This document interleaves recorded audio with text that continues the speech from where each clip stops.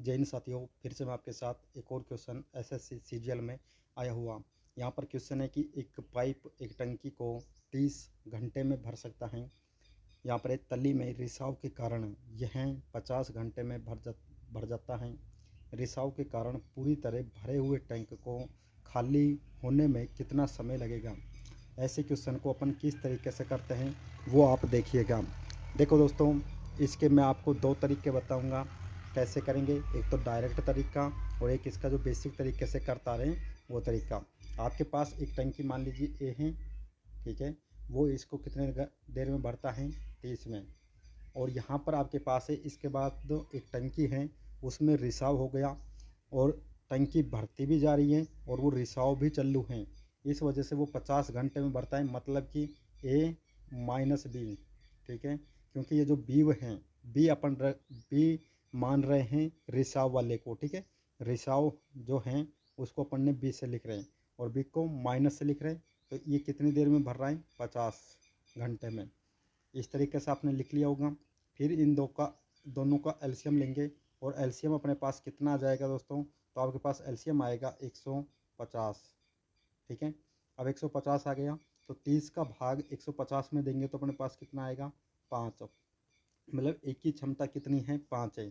और 50 का भाग देंगे तो यहाँ पर कितना आ जाएगा, 3। मतलब ए माइनस बी बराबर कितना है, 3 है।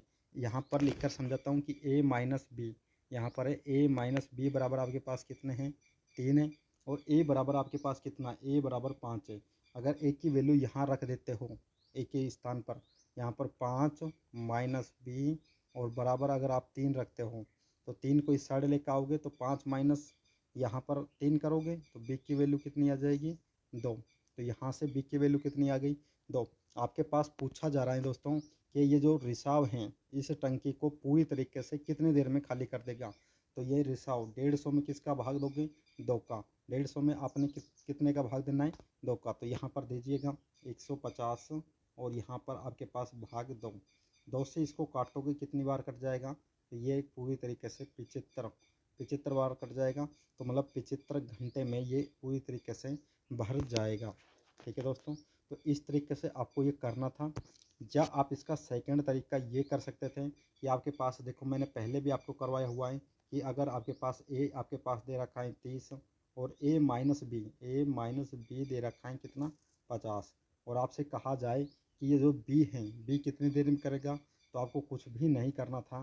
क्या करना था, इन दोनों को मल्टीप्लाई किया करना था और बट्टा में ए माइनस बी है ना, तो इन दोनों का डिफरेंस याद कर दो, बी।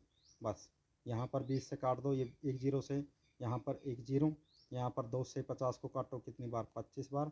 और 25 गुणा 3 करोगे तो कितना आ जाएगा, 75। तो ये था इसका सेकंड तरीका।